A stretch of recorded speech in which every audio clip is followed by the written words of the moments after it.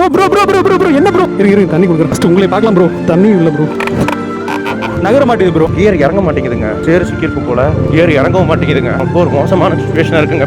2வது கியர்ல இருக்கா, நான் இங்கே அமுத்துறேன், கியர்ல ஒரு அமுத்து நான் இறங்க மாட்டேங்குதுங்க. பட்டுன்னு மிதிச்சாதான் இறங்குது, என்னாச்சுன்னு தெரியலங்க. இருந்த உடனே எனக்கு சிரிப்பு தாங்க வந்துச்சு. நான் எஃபோர்ட் எடுத்து ஏதாச்சும் பண்ணுவேன், அது இப்படி தாங்க நேரம் சரியில்லாமல் எல்லாமே என் கை மீறி போயிடும். இறங்கிடுச்சு ப்ரோ.